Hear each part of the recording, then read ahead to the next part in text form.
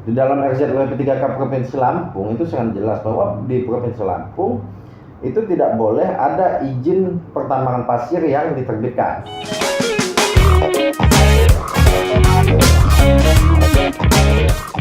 Halo pemirsa, saya Dery Nugraha. Kembali lagi di podcast Sudut Konsentris. Dan hari ini kita akan membahas satu tema yang sangat menarik, yang mungkin ini satu tema yang jarang terlihat jarang mendapat perhatian di Lampung. Dan seperti biasa, podcast Sudut Konsentris berangkat dari liputan-liputan konsentris ataupun isu di masyarakat yang memang dianggap penting oleh konsentris untuk dibahas. Dan sore hari ini saya tidak sendiri, saya telah bersama dua narasumber. Yang pertama ada Bang Irfan Trimursi, Direktur Wahana Lingkungan Hidup Indonesia Walhi, Eksekutif Daerah Lampung. Halo Bang. Halo, benar. Gimana Bang? Sehat hari ini Bang? Insya Allah sehat.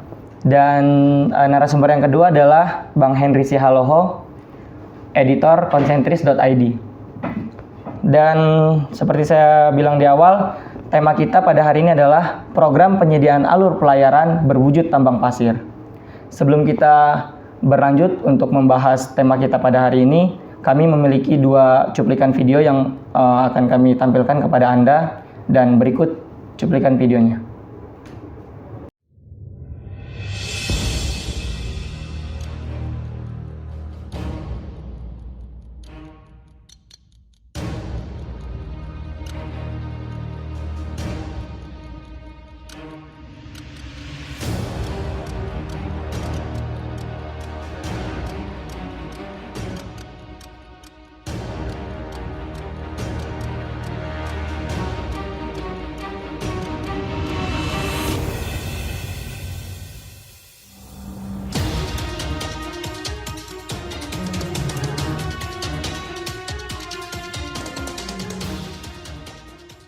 Inilah dampak daripada penambangan pasir. Semua jaring dapat lumpur, hilang semua rajungan. Bagaimana Bu hasil rajungan Bu? Aduh, satu kambang cuma ada satu, ada dua, lumpur semua. Oke pemirsa, itu tadi dua cuplikan video yang telah kami tampilkan. Untuk video yang pertama itu merupakan aktivitas, memperlihatkan aktivitas penambangan pasir di Sungai Perairan Kuala Teladas di Tulang Bawang. Dan untuk aktivitas yang kedua adalah dampak dari aktivitas penambangan pasir tersebut. Dan untuk yang pertama, saya mungkin mau ke Bang Henry dulu ya. Terkait dengan tema kita hari ini kan berangkat dari liputan konsentris yang terbit pada 21 November 2022 nih Bang. Nah, mungkin bisa diceritakan Bang, kenapa akhirnya konsentris memutuskan untuk meliput isu ini Bang? Isu tentang penyediaan alur pelayaran yang berwujud tambang pasir. Silakan kepada Bang Henry. Ya, makasih Dery. Ini isunya sudah lama ya. Kami mengetahui isu ini sudah lama. Kemudian kami perlu waktu untuk memverifikasi isu ini. Kemudian agak panjang lah prosesnya, lalu memutuskan untuk meliput ini sebab begini, isu soal tambang pasir ini kan relatif jarang ya terdengar di Lampung. Isu soal tambang, isu soal kegiatan yang bersifat ekstraktif gitu, ini jarang terdengar di Lampung gitu. Nah, lalu kemudian kami mencoba memverifikasi, mencoba menggali data, mengumpulkan informasi soal isu ini. Lalu kami turun ke sana, turun ke lapangan dan menyaksikan situasi di sana itu seperti apa. Dan agak sedikit rumit ya. Kenapa agak sedikit rumit? Sebab ini dibungkus dengan program pemerintah yang namanya penyediaan alur pelayaran gitu. Nah, jadi kayak semacam kamuflase gitu. Jadi ada semacam kayak kamuflase tentang program itu. Aktivitasnya, praktiknya itu ekstraktif, menambang pasir gitu. Nah, lalu banyak peraturan-peraturan gitu yang untuk mendukung program itu. Nah, kalau di jurnalisme itu kan agak ini ya, kita kan agak ketat gitu, bagaimana membungkus yang rumit itu bisa menjadi sederhana dan mudah dipahami publik gitu. Nah, di situ yang agak sulitnya ya, kerja-kerjanya yang agak sulit itu di situ gitu, membuat persoalan itu menjadi lebih sederhana, karena seperti yang saya bilang tadi cukup banyak peraturan. Kemudian kami juga membaca aturan-aturan yang berkaitan dengan kawasan pesisir ya, seperti Perda RZPW 3K gitu. Nah, lalu kami juga mendapatkan dokumen tentang yang berisi, pada garis besarnya dokumen ini berisi tentang eksplorasi. Jadi ada perusahaan namanya PT Sinar Tritunggal Perkasa. Nah, dalam dokumen itu menjelaskan mereka sudah menjalankan eksplorasi itu sejak 2019 di pesisir Tulang Bawang gitu. Nah, lalu kemudian terjadi kerjasama kalau nggak salah pada tahun 2020 antara Gubernur Lampung dengan perusahaan ini. Nah, setelah itu dieksekusi lah program itu, dieksekusi yang namanya penyediaan pelayaran. Nah, tetapi praktiknya itu tambang pasir. Nah, kalau dalam program itu dia di muara sungai, jadi penyediaan alur pelayaran muara sungai namanya. Nah, namun praktik yang terjadi itu tidak di muara, tetapi di laut gitu. Nah, jadi kami menemukan ada ketidaksinkronan gitu. Lalu kemudian itulah yang kami sampaikan, bahwa praktiknya, bentuk wujudnya program penyediaan alur pelayaran oleh pemerintah Provinsi Lampung itu berwujud tambang pasir. Itulah mengapa alasan kita meliputi itu. Laut. Nah, yaitu yang kemudian kami sampaikan, dan masyarakat setempat itu sudah berulang kali mereka mengeluh protes gitu atas program itu. Misalnya seperti tadi video yang kita lihat di awal, bagaimana jaring-jaring nelayan setempat itu dipenuhi lumpur gitu. Nah, itu setelah ada aktivitas tambang. Kemudian mereka setelah protes, setelah demo, justru respon yang mereka peroleh adalah dilaporkan ke kepolisian. Lalu di lokasi itu, tepatnya di Kampung Kolat Teladas, didatangkan aparat untuk menjaga kantor si perusahaan itu. Jadi ada nuansa yang dia intimidatif gitu, dengan mendatangkan aparat itu ya, secara tidak langsung kan itu mempengaruhi psikis ya, bisa mempengaruhi psikis gitu. Nah, kami melihat ya mestinya respon publik atas sebuah program kan mestinya tidak direspon seperti itu kan. Ini sepertinya berlebihan gitu kan, hanya ada sekelompok warga yang dia merasa keberatan dengan program pemerintah lalu mendapatkan respon seperti itu. Nah, itulah menurut kami ini perlu disuarakan, ini perlu disampaikan kepada publik gitu, bahwa program penyediaan alur pelayaran ini praktiknya, wujudnya adalah tambang pasir laut. Nah, kira-kira begitu Bung Dery prosesnya. Oh, jadi itulah yang juga melatar belakangi mengapa judulnya penyediaan alur pelayaran berwujud tambang pasir ya, Pak? Ya, karena memang praktik yang terjadi secara kasat mata ya ekstraktif. Pasir itu dikeruk, lalu kemudian limbah-limbahnya itu yang keluar. Limbahnya kemudian mencemari wilayah perairan, dampak yang dirasakan oleh nelayan setempat, dan pasirnya itu dijual gitu. Nah, itu kan bisnis kan? Itu kan bisnis skemanya kan itu kayak skema bisnis gitu. Padahal berdasarkan Perda RZPW 3K itu, pesisir Tulang Bawang itu ditetapkan sebagai zona konservasi pesisir dan pulau-pulau kecil. Jadi tidak boleh ada aktivitas apapun di situ, terlebih tambang gitu. Karena bisa merusak ekosistem dan sebagainya. Ya, dan yang paling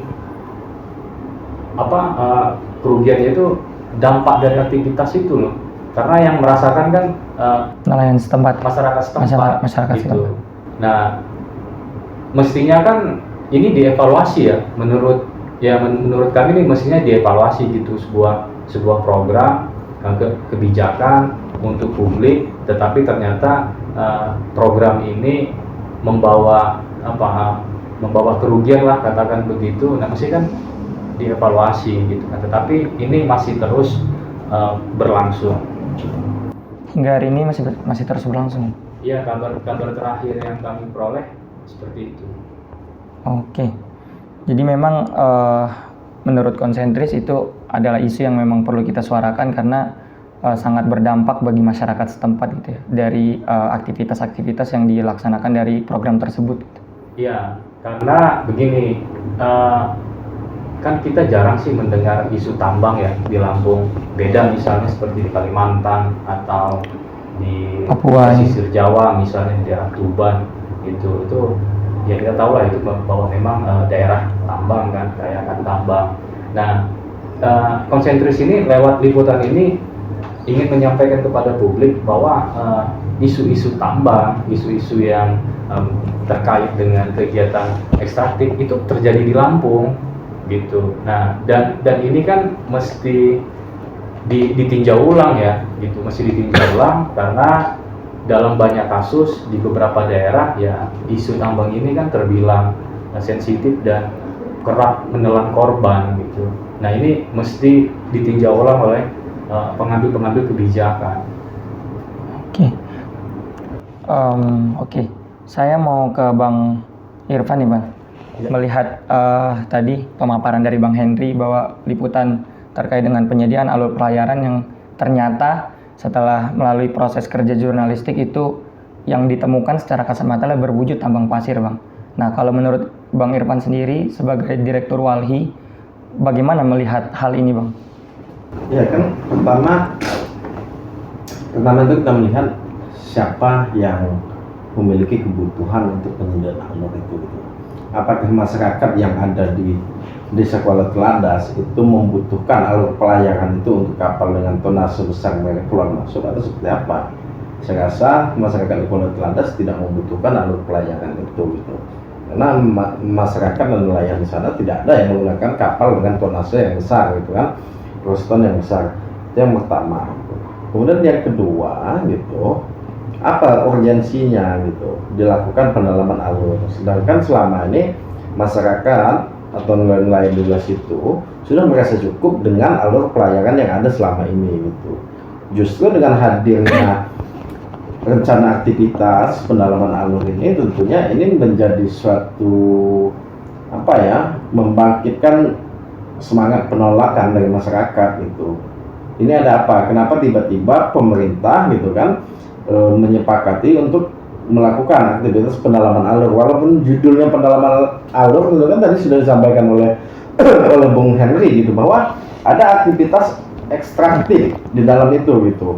Karena mungkin karena tidak bisa memperoleh izin pertambangan di Provinsi Lampung, sehingga ini ada peluang melalui pendalaman alur, sehingga material yang berhasil diangkut dari pendalaman alur tersebut ini bisa dijual gitu. Kurang lebih seperti itu bunyi dari perizinan situ. Karena kan pemerintah Provinsi Lampung dengan alasan tidak memiliki biaya untuk melakukan kegiatan pendalaman alur, maka diserahkan dan dikerjasamakan dengan pihak ketiga, dan pihak ketiga mempunyai hak untuk menjual material dari pengangkutan hal tersebut gitu, pengangkutan material itu. Nah, sebetulnya kan kalau pemerintah nggak punya duit, ya udah, lo mau ngapain bikin pendalaman alur gitu kan? Habis pendalaman alur mau bikin pelabuhan, mau ngedalamin alurnya aja nggak punya duit, apalagi mau bikin pelabuhannya gitu kan? Balik lagi ke urgensinya tadi ya. Iya, pembangunan pelabuhan juga untuk siapa gitu. Hari ini pun ya masyarakat atau kawan-kawan nelayan di sana sudah cukup dengan pelabuhan yang ada, dengan pelabuhan perikanan mereka yang ada saat ini itu sudah cukup dimanfaatkan oleh kawan-kawan di Kuala Teladas. Oleh sebab itu juga ini tidak menjawab kebutuhan yang ada di tingkat apa yang menjadi kebutuhan masyarakat, apa yang menjadi kebutuhan lain. Justru ini menimbulkan kontra dari masyarakat Kuala Teladas, dari nelayan yang ada di sana gitu. Walaupun ada juga sebagian pihak kecil yang mungkin pro juga kan terhadap aktivitas ini, tapi kan ya lebih didominasi oleh masyarakat yang menolak, karena memang masyarakat yang memperjuangkan sumber-sumber kehidupan dan sumber-sumber kehidupan mereka. Karena sebagaimana kita ketahui bahwa Provinsi Lampung satu dari 3 besar penghasil rajungan di tingkat nasional ya, untuk Indonesia. Kemudian rajungan yang ada di Provinsi Lampung juga salah satu penghasil terbesarnya itu ada di Kabupaten Tulang Bawang, terutama di perairan laut di Kecamatan Daerah Teladas. Sana rajungan menjadi komoditas perikanan unggul. Nah, ketika itu dilakukan pendalaman alur ataupun aktivitas pertambangan itu judulnya, tentu kan menimbulkan dampak negatif.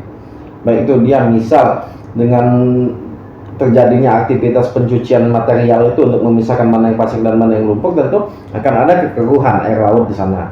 Kemudian kedua, ketika dia sumber daya pasir itu disedot, sumber daya pasir yang selama ini memang menjadi habitat dari rajungan, ikan-ikan dan ekosistem yang ada, tentu akan terganggu.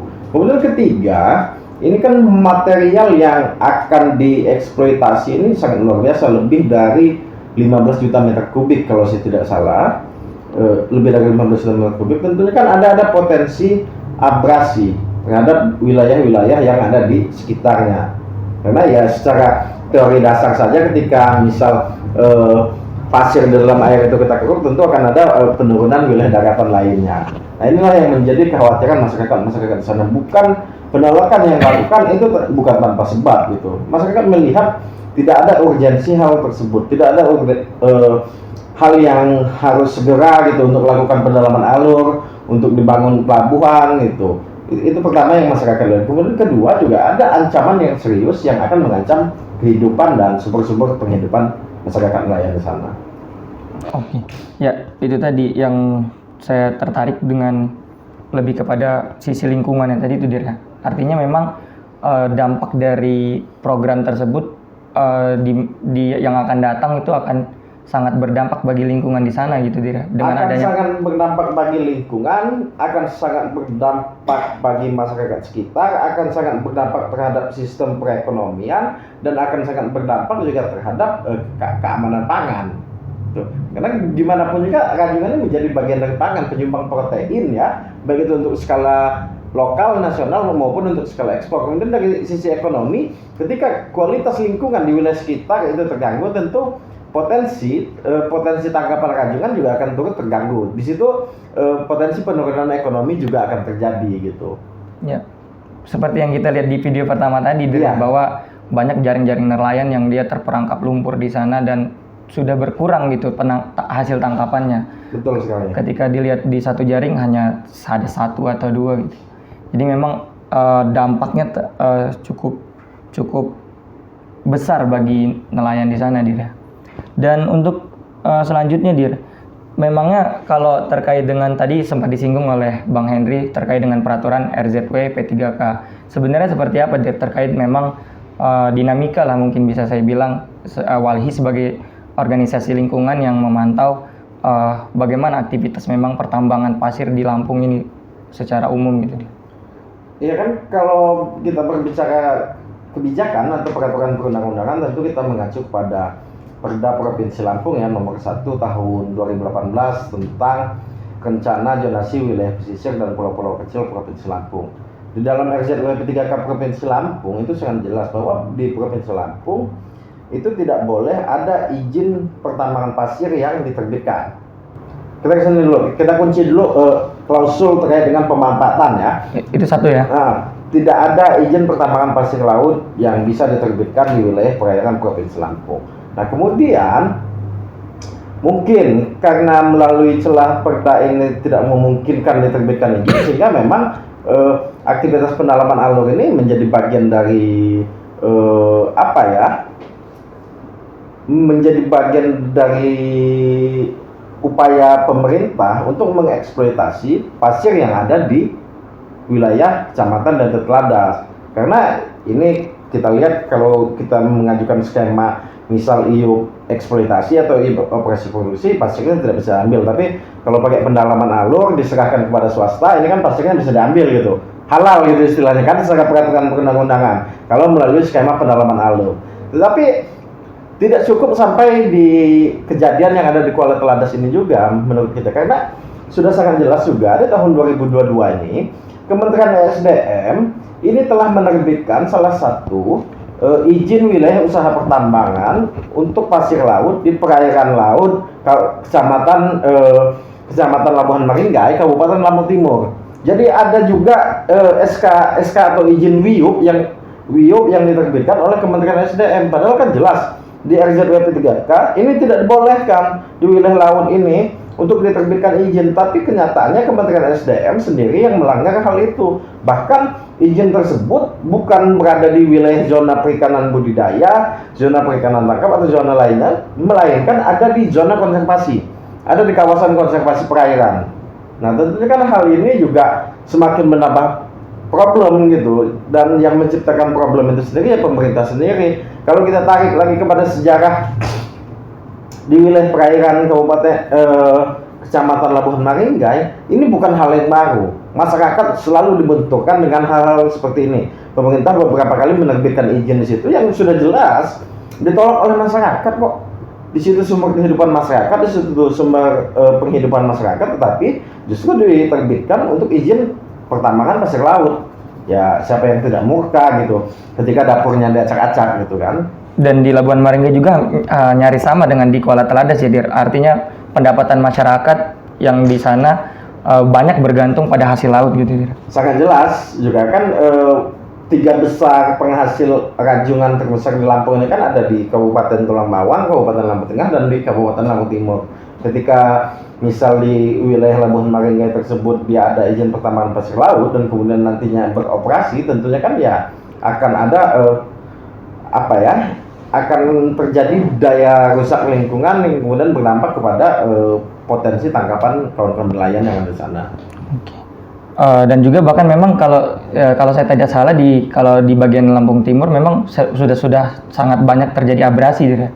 Ya, kalau kita berbicara abrasi pantai kan hari ini memang wilayah pantai timur itu secara karakteristik geografis memang wilayah pantai timur itu wilayah yang sangat rentan ya terhadap abrasi pantai. Jadi bukan hanya disebabkan oleh kenaikan permukaan air laut, tapi ketika terjadi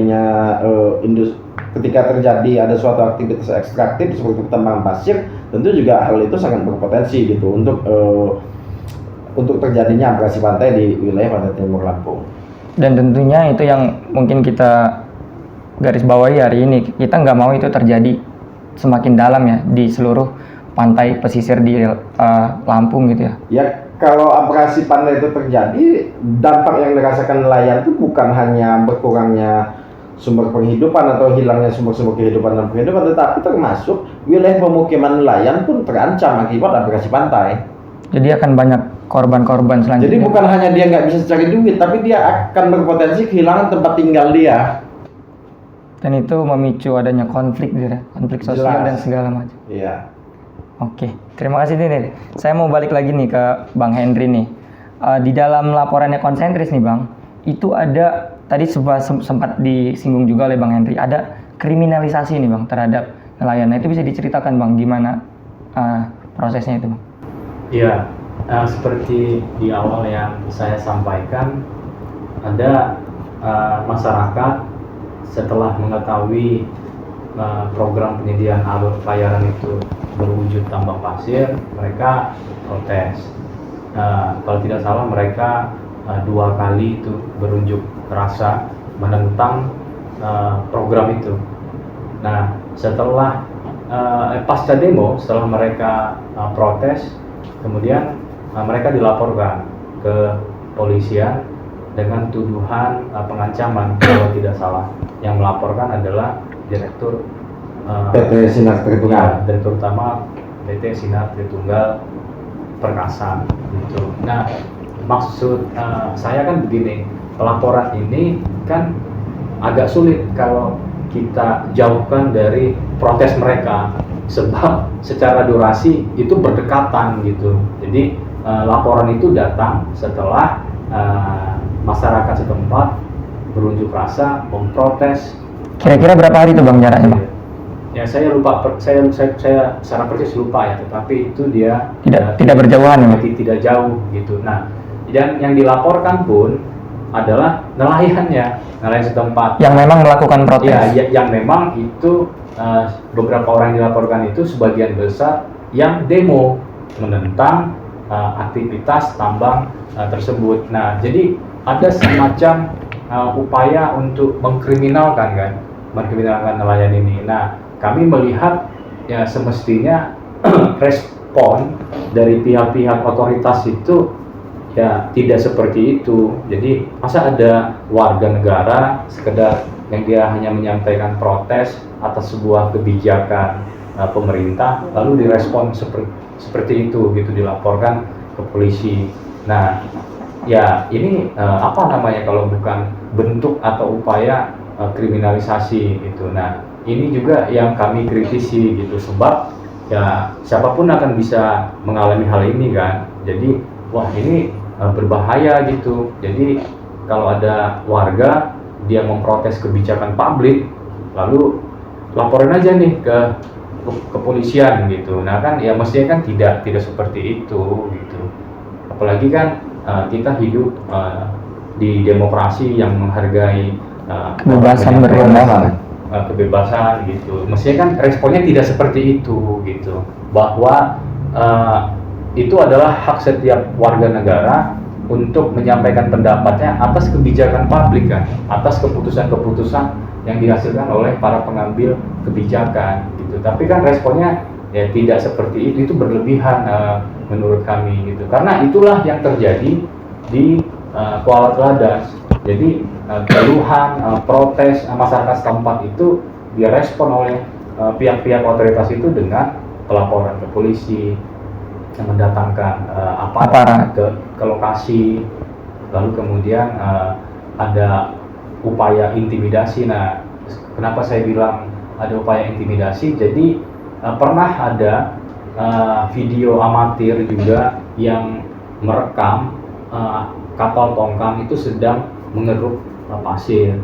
Nah, kemudian salah satu warga itu menyebarluaskan video itu ke media sosial. Nah, si warga ini mengapa menempuh itu? Sebab sudah seperti kayak kehabisan cara gitu, karena mereka sudah berulang kali protes menemui pemerintah, menemui legislatif, menyampaikan apa yang mereka rasakan, itu tidak ada ujungnya gitu. Nah, itulah mengapa akhirnya warga ini dengan kesadarannya menyebarluaskan tentang aktivitas itu dan ingin memberitahu kepada halayak, kepada publik bahwa ini loh program penyediaan alur pelayaran ini praktiknya seperti ini gitu. Nah, tetapi apa yang terjadi? 1 minggu kemudian setelah itu disebar, si warga ini didatangin oleh aparat dan diminta untuk menandatangani sebuah surat pernyataan untuk tidak mengulangi lagi perbuatannya. Dan si warga ini akhirnya ya menghapus postingan itu di akun media sosial. Nah, ini kan bentuk intimidasi kan, gitu. Nah, jadi itu yang terjadi, gitu. Situasi itulah yang terjadi. Jadi bisa kita bayangkan masyarakat protes, tetapi itu yang mereka peroleh, upaya-upaya intimidasi, upaya-upaya kriminalisasi gitu. Jadi orang tidak boleh protes. Nah, kan ini kan mesti ditentang, maksud menurut kami masih ditentang gitu. Jadi ya siapapun kan boleh protes dong gitu. Siapapun, setiap individu, setiap warga negara, ya itu haknya dia untuk tidak setuju atau keberatan dengan sebuah kebijakan. Nah, itu kan nggak bisa diganggu gugat, kan kerjanya gitu. Apalagi yang memang mereka merasakan sendiri bagaimana ya, apalagi mereka yang dampak dari kebijakan itu gitu. Nah, tapi kan ya masa seperti itu responnya gitu loh. Nah, ini kan mesti dikritisi ya menurut kami gitu. Ini tidak baik gitu untuk perkembangan ke depan gitu. Dia bisa mempengaruhi kehidupan kita dalam berdemokrasi gitu. Orang jadi bakal takut untuk menyampaikan aspirasinya gitu. Bahwa mereka hanya menyampaikan apa yang dirasakan atas aktivitas kapal tongkang itu. Kan hanya menyampaikan apa yang mereka rasakan gitu. Tapi ya itulah yang faktanya gitu, fakta di lapangan itulah yang mereka peroleh. Bahkan sekarang ada semacam ketakutan di masyarakat gitu. Jadi wah, nanti kalau kami nanti mau protes lagi, nanti kami akan merasakan Dilaporkan, dipanggil gitu. Iya, jadi ada seperti kayak ketakutan yang dirasakan masyarakat gitu. Sementara mereka apa ya, batinnya itu tidak terima dengan aktivitas pengerukan pasir yang terus menerus berlangsung gitu. Dan mengancam penghidupan mereka. Iya, nah makanya tadi di awal saya bilang ya perlu ditinjau ulang gitu kebijakan ini. Apalagi berangkatnya kebijakan itu ya seperti yang disampaikan Bung Irfan, ya tidak berangkat dari kebutuhan gitu kan. Jadi ya Untuk siapa gitu. Kan mestinya kan ya sebuah kebijakan publik itu kan menjawab kebutuhan publik kan, menjawab kebutuhan masyarakat. Nah kalau dia nggak berangkat dari kebutuhan ya untuk apa? Jadi kan ini kan mesti ditinjau ulang gitu. Apalagi jelas dalam Perda RJPW 3K itu diatur bahwa pesisir tulang bawang adalah kawasan konservasi perairan. Nah, kan itu disetujui pemerintah juga kan Perda itu gitu. Pemerintah juga yang membuat. Iya kan, itu kan setujui gitu loh. Kenapa kok malah ini dilanggar gitu dengan dalih Cara-cara yang program ini sama sekali tidak dibiayai oleh uang rakyat. Karena negara tidak mampu. Iya, dari uang tidak sama sekali tidak dibayar uang negara, lalu diserahkan kepada pihak ketiga. Ya sudah, di sini kan ada logika ekonomi kan. Ya sepertinya agak sulit kita terima lah kalau misalnya program penyediaan alur pelayaran ini tidak kapital gitu ya.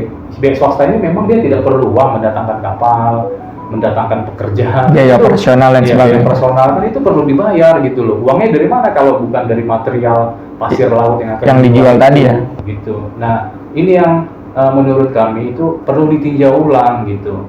Sebab seperti yang disampaikan Bung Irfan, ya isu tambang ini itu bisa melahirkan konflik nantinya, konflik gitu. Nah, mestinya pemerintah kan bisa mengantisipasi konflik itu tidak pecah kan.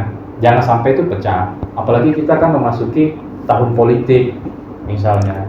Nah itu pesan sebenarnya dari liputan konsentris itu. Jadi ini mesti segera ditinjau ulang perizinan tambang atau izin-izin yang aktivitas yang sifatnya ekstraktif gitu. Yang itu ada di wilayah itu misalnya ada sekumpulan masyarakat atau sekumpulan orang yang hidupnya juga menggantungkan itu dari alam, dari lingkungan gitu. Nah ini kan mesti ditinjau ulang oleh pengambil kebijakan. Baik Bang. Oke. Jadi memang kondisi di sana cukup rumit Bang ya. Artinya terkait dengan program tersebut, lalu penolakan masyarakat malah berujung represi. Artinya mereka dilaporkan, dalam tanda kutip dikriminalkan gitu ya. Dan sampai saat ini itu masih terus terjadi. Saya mau ke Bang Irfan nih Bang. Seharusnya seperti apa Bang?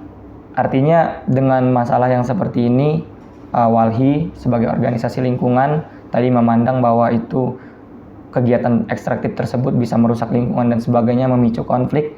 Dan saya ingin minta Bang Irfan, seharusnya seperti apa yang dilakukan oleh pemerintah untuk minimal mencegah yang tadi ditakutkan oleh Bang Henry, konflik tadi?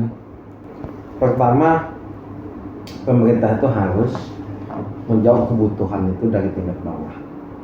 Jadi jangan pernah menyepelekan atau menyampingkan suara atau partisipasi dan aspirasi dari masyarakat yang ada di tingkat tapak. Jadi memang setiap pembangunan, setiap program itu juga harus bisa menjawab kepentingan dari masyarakat, bukan hanya menjawab kepentingan untuk investasi. Itu. Kemudian yang kedua juga, kalau memang pemerintah pro terhadap hal ini, seharusnya pemerintah tidak memperpanjang izin dengan perusahaan ini. Karena jelas masyarakat sudah beberapa kali menyampaikan penolakan terhadap aktivitas yang dibungkus dengan judul pendalaman alur ini gitu ya. Nah, itu masyarakat sudah berulang kali menyampaikan hal ini. Dan yang ketiga, pemerintah ini tidak konsisten dengan kebijakannya sendiri. Di wilayah tersebut juga sebetulnya sudah ditetapkan sebagai zona perikanan tangkap berkelanjutan untuk melindungi habitat rajungan. Tapi di sisi lain, pemerintah sendiri yang melakukan aktivitas eksploitasi atau aktivitas ekstraktif di situ. Jadi ada ketidakkonsistenan pemerintah dalam sebuah pengambilan keputusan dan kebijakan. Kemudian kedua, pemerintah juga sangat kayaknya sangat agak males mendengarkan apa yang menjadi aspirasi masyarakat, apa yang menjadi saran dari masyarakat, sehingga apa yang disampaikan masyarakat itu tidak pernah diakomodir atau tidak pernah diakomodir oleh pemerintah. Ya terserah aja masyarakat mau ngomong apa, yang penting saya maunya ini, ya masyarakat mau nggak mau harus patuh gitu ya. Kalau memang tidak patuh ya nanti kita terjunkan pasukan pengamanan gitu. Sehingga untuk hal-hal seperti ini, upaya-upaya intimidasi itu juga dilakukan oleh pemerintah yang seharusnya mendengarkan aspirasi masyarakatnya, mengayomi dan melindungi. Justru pemerintah turut serta juga untuk mengintimidasi masyarakat, bahkan memberikan kebijakan yang nyata-nyata tidak menjawab kebutuhan dan kepentingan masyarakat gitu ya. Justru dia sangat condong terhadap kebutuhan ekstraktif atau kapital gitu. Dan hal ini seperti saya sampaikan di awal tadi, tentu siapa yang dikorbankan ya masyarakat yang ada di situ yang akan menjadi korban gitu. Yang tidak tahu apa-apa. Yang tidak tahu apa-apa di dalam skema pengambilan kebijakan yang dilakukan oleh pemerintah gitu. Apakah misal pemerintah pernah mempertanyakan hal ini gitu, pernah melakukan jejak pendapat apakah masyarakat butuh pelabuhan atau tidak gitu. Dan juga kan sebetulnya di dalam izin penyediaan alur pelayaran ini, dia ini juga terlalu panjang juga gitu ya, bukan hanya di seputaran muara atau di dalam zona pelabuhan, tapi kayaknya kalau saya tidak salah agak overlapping juga dari zona pelabuhan yang ada di RZ2P3K. Seperti itu Bung Dari. Oke. Terima kasih Bung Irfan dan Bung Henry. Baik pemirsa, berwujud tambang pasir, program penyediaan alur pelayaran muara sungai Tulang Bawang ditentang masyarakat. Aktivitas penambangan itu mengancam ekosistem dan biota laut yang menjadi sumber penghidupan masyarakat. Kegiatan ekstraktif itu membuka perebutan ruang hidup yang dapat memicu konflik. Pemerintah harus segera mengambil tindakan dan meninjau ulang kebijakannya. Baik, pemirsa, sampai jumpa di podcast Sudut Konsentris selanjutnya. Terima kasih.